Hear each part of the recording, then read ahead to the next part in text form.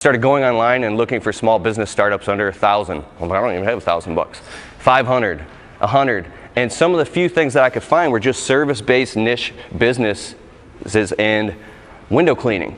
But I remember seeing a guy around the corner at the plaza cleaning windows, and I saw some videos on YouTube, but I'm like, man, that guy looked kind of bummy. He was like a bucket Bob, right? And I got this perception in my head because I did see that, and I was like, no, I don't want to do that, I don't want to do that. And it was really because I didn't want to swallow my pride and realize that I was a freaking bum myself, and I was full of my own shit in my own head. I was afraid to let my ego and strip my pride down and actually, start from square one. And authentically talk about that struggle and that journey. It's gone on to get 20 million views online, viewed all over the world. This video specifically has prevented 2 suicides, 3 confirmed suicides in my videos, and I don't know how many countless others. When I get phone calls like that in the middle of the night, I mean, I've cried when I get these emails and calls from people saying that, they pulled a gun out of their mouth because they watch my video. So that's it's a totally different level. So thank you. Thank you. Minimum pricing. It's a rule that can be broken. Find out your minimum price that you can afford to do anything and start charging that minimum price. I don't care if you cut lawns and you say it's 25 bucks minimum, period, hands down, I'm not doing it. I don't care what it is, I'm not doing it. I'm not being Mr. Nice Guy anymore. And I talk about this in my videos. You're being nice, you're trying to help the client, you need the work, whatever it is, and then you show up and then they've got a brand new BMW in the driveway next week. And then the next week they got a brand new patio, and then I go in the house, we do window cleaning too, and then there's a freaking brand new grand piano, and their little 12-year-old son is dee dee dee dee dee dee dee dee, smiling and shit. So you start thinking I deserve that too. Don't I deserve to have a good life? Come home to your trailer, your crappy apartment.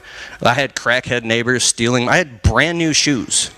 And I put them outside of our front door, and our neighbors stole them twice.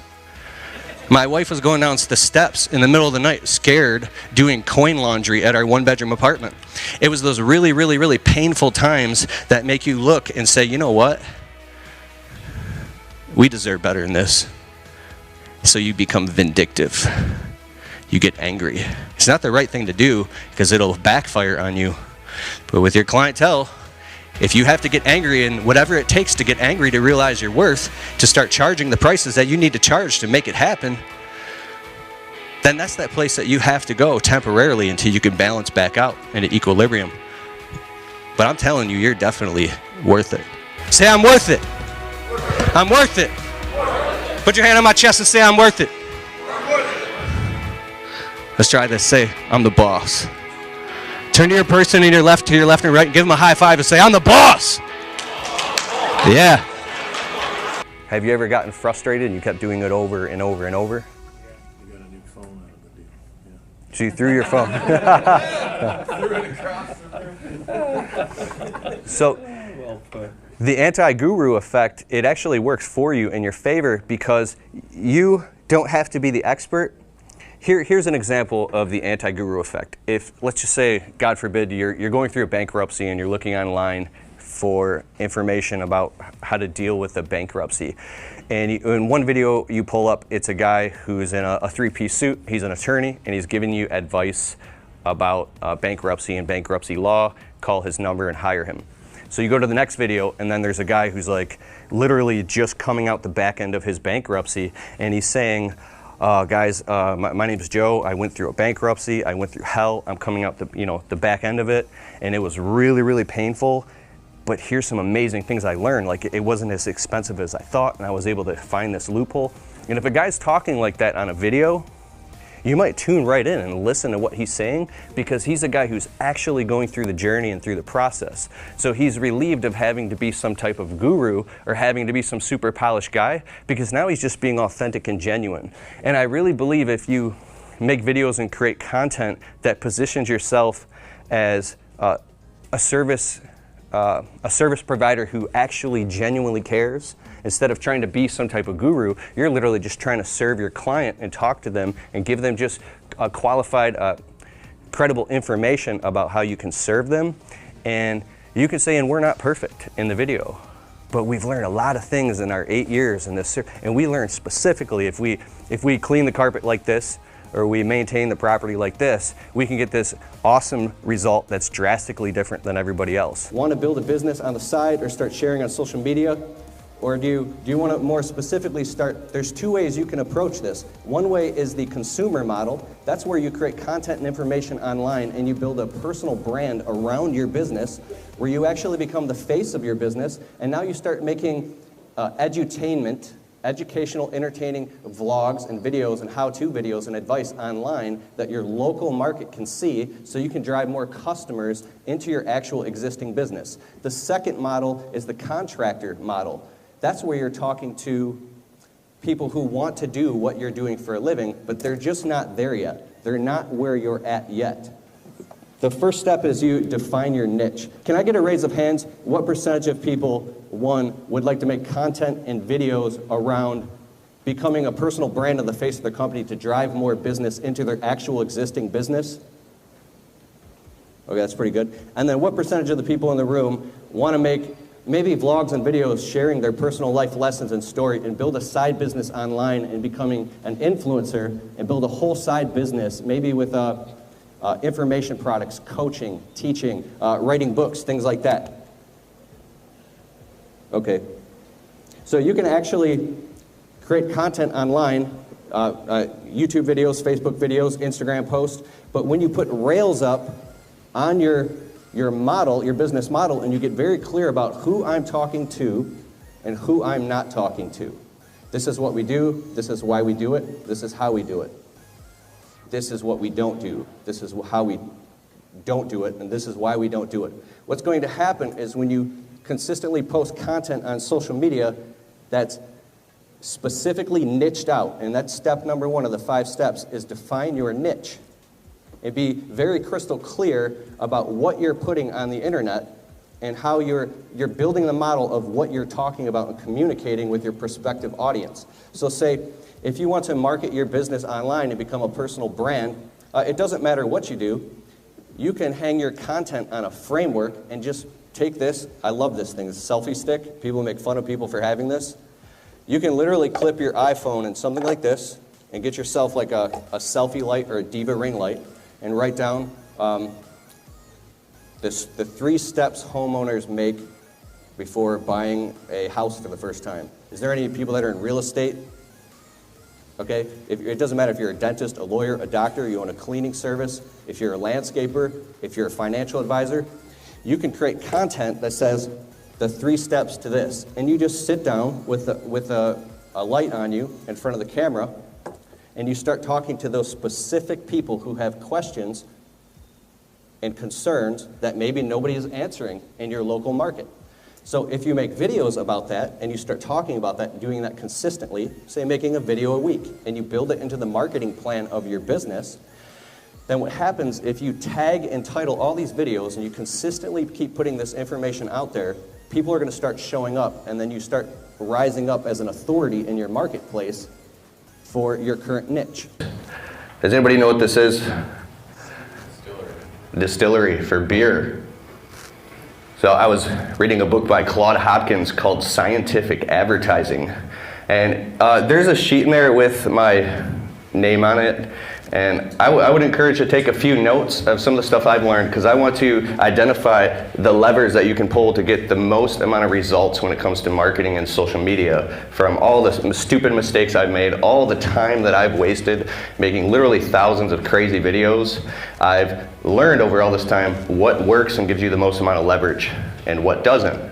So I'm surrounded by people that coach me in how to do this, marketing your business. So back in the day, 100 years ago, there's these beer distilleries. They're beer companies. They create, they manufacture, process, and they distribute beer all over their town or all over the country.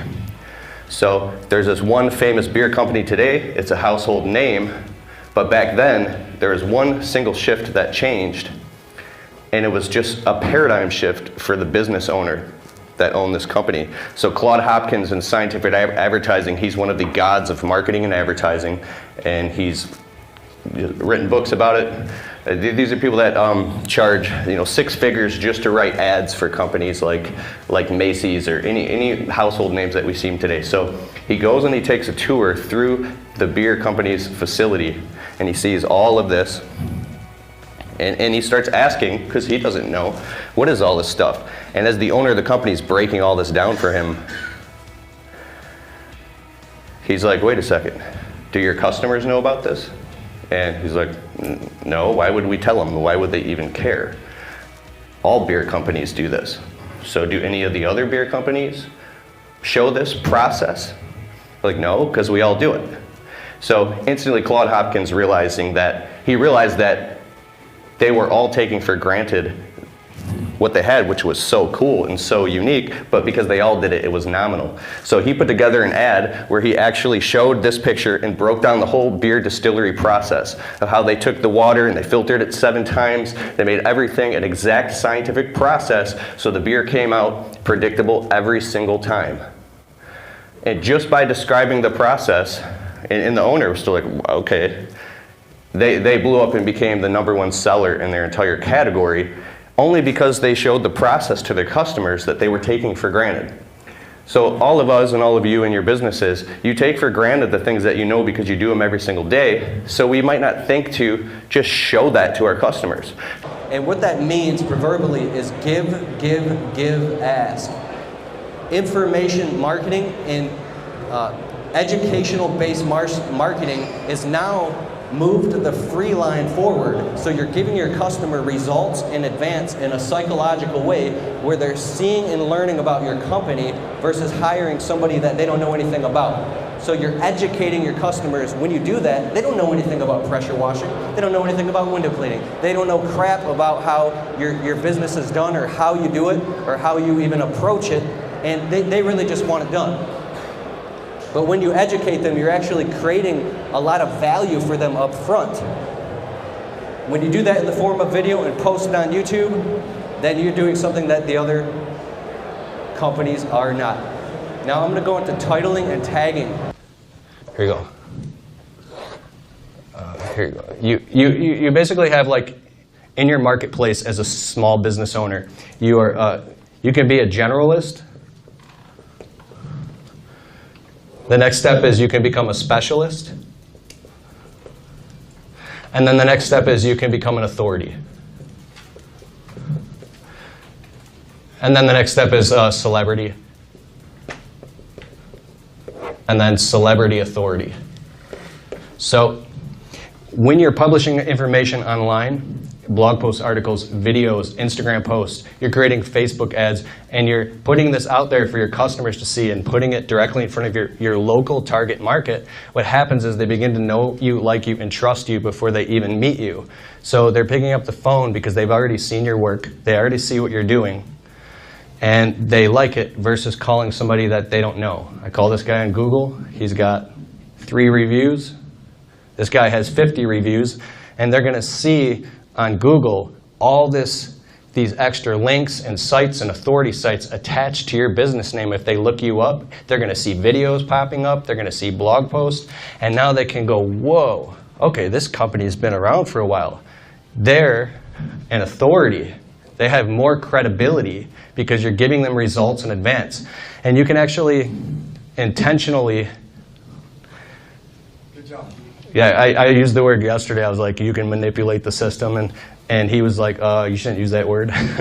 But you can intentionally create this authority effect in your local marketplace to now where customers want to hire you because they saw you in the video and they like you. Does this make sense? I thought it was great.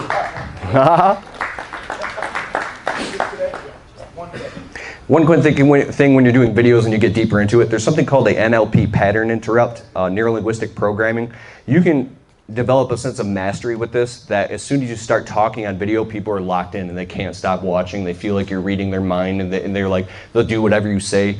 It can become something that people can use for evil. I don't know how I use that, because the more I study this stuff is the more I learn that you can use it for good or bad. So if your heart and your intentions are in the right place, it's extremely powerful, and you can rise above the noise than a lot of other people faster by being aware of this type of stuff. So there's something called a pattern interrupt. In the beginning of my videos, Stan does it too. Do something that's like kind of extreme or something noisy, or go right to the water rushing on the fish and go like, what's going on? Something that, because when they're scrolling on the internet, or if they're looking on Google, or they're looking for a service, or maybe there's your blog post pops up on the first or second page of Google about 3 tips for hiring a landscape contractor in Illinois or something like that, and then they look and they see your blog post, there's a video, and then you're instantly right there, bam, you're right there, and you are completely engaged. You're not just like this. You're completely engaged with them, and you're present in that moment. Then they're present. So they have a pattern interrupt, and now they're going to stay in attention. You know, within 7 seconds or something, if you don't have somebody, they're gone forever, and they're probably never going to come back and click on your site. So think about that. Vocal tones, raising and lowering your voice.